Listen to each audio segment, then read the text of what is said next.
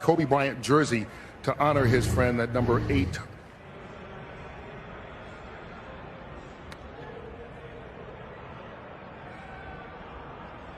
Ladies and gentlemen, please join in a moment of silence as the 49ers, Chiefs, and National Football League extend our deepest condolences to the friends and families of those lost this past week. 9 individuals whose lives were cut short in Sunday's tragic accident, including Gianna and Kobe Bryant.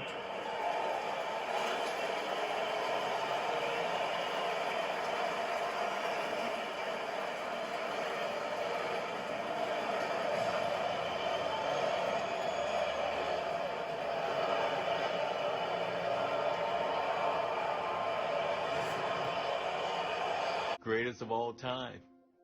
You have to earn that title. And I think Kobe, he did that.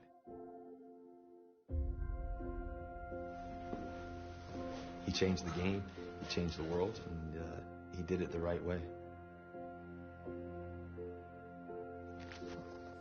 No matter what the circumstance was, no matter who was on his team, no matter who he was going against, he just had a relentless pursuit of winning. That first time you tell yourself that you want to be great, that first person that comes to your mind is Kobe Bryant. One thing when I think about Kobe Bryant, Black Mamba.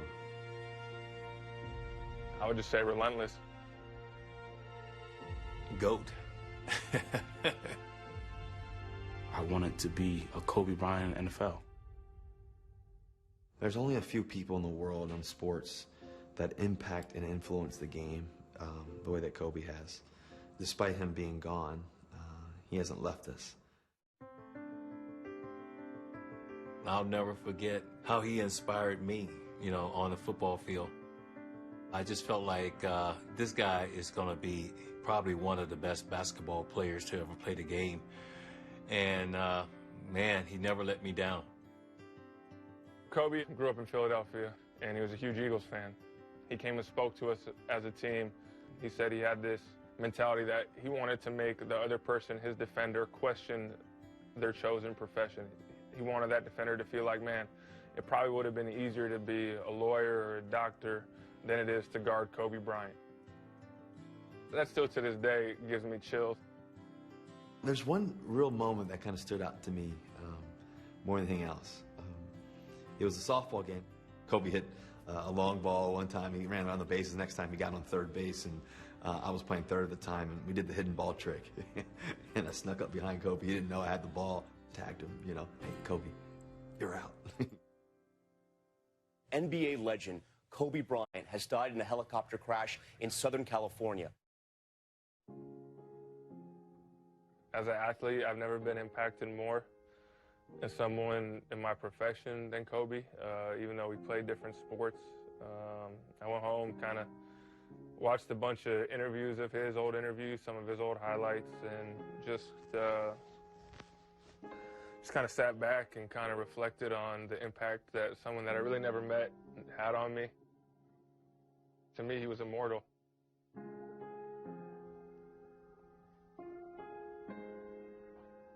Sorry.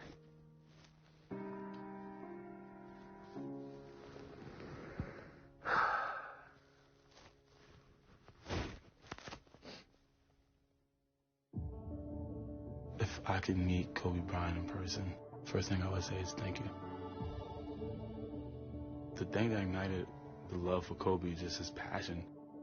You could see the passion on his face, you could see when he used to bite his jersey, and you could see when you hit the game-winning shot and that stare he would just give to the stadium.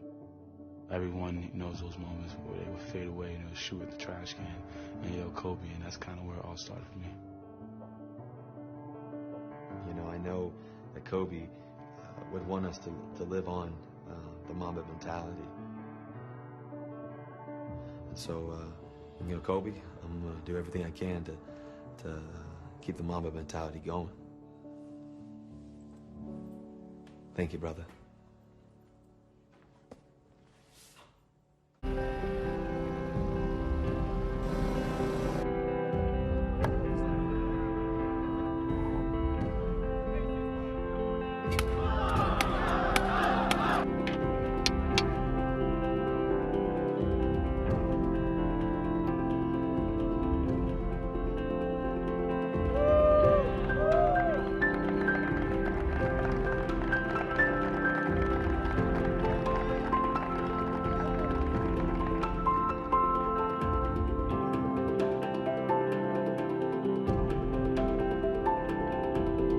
Everybody in this building is so loving, and I just want to say thank you so fucking much for everything, and thank you for listening. And, you know, shout out to Chainsmokers, shout out to Migos, shout out to Smitty.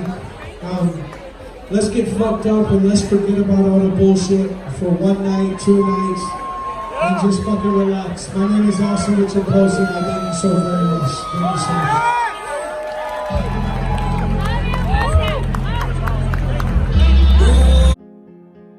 The most important thing is to focus on each day.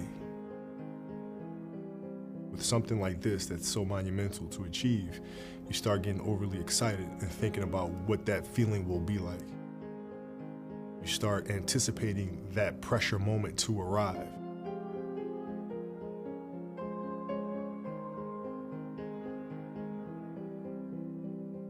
You can't wait to face that challenge.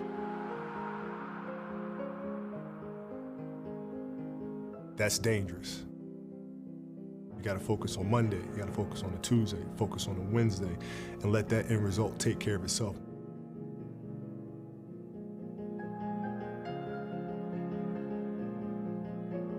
Focus on every single day as if it's your last, and you'll get it done. Look, so many of us have been affected in many ways, even those of us that didn't know him directly. You can see the hurt that Richard Sherman feels as a personal friend. As he showed up at the stadium here just moments ago, he was wearing a Kobe Bryant jersey to honor his friend, that number 8. You know what, Michael? It's kind of hard for all of us to talk about this, but you knew him as well. Yeah, Kobe was a friend, and I'm lucky enough to call him my friend. But he was a guy who transcended his sport. You know, most guys and people in their sport are motivated by him, but he motivated everyone because he had a tenacity, he had a willingness and a commitment to be the great and to be the best at whatever he did. And I had a chance to spend time with him after he had retired. He did Deer basketball, and talking to him about that, he put the same kind of commitment into everything after basketball. That's why he won an Oscar for it, and his commitment is a great lesson for so many of us out there. If you're going to do something, go all out at it, and always do your best at it, and don't let anybody tell you what you cannot be and how great you can be. And I just always loved that about Kobe. He made you and still makes you want to be the best at whatever you're committed to. He's approachable. That's the thing I knew about Kobe, is that he's approachable not only to me and the people that are somewhat celebrities, but to everybody. And that's the thing that was so marvelous about him. Such a humble guy, full of humility. And that's why the people in the world basically just fell in love with this guy. We've heard story after story. Unfortunately, it takes someone's passing for a lot of these stories to come out. But just how common he was when he was around children, people, whatever, embracing people, falling in love with him and wanting to take pictures and those kind of things. And I think that you can show just how big he is, because you talk about him being in the NBA, it's touched every area of our country. The NFL, in fact, has planned a special moment involving both the Chiefs and 49ers before kickoff. We'll carry that for you right here on the air when it happens.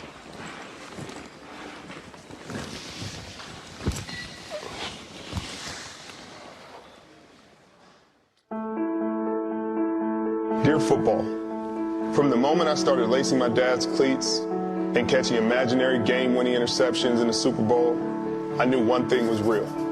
I fell in love with you.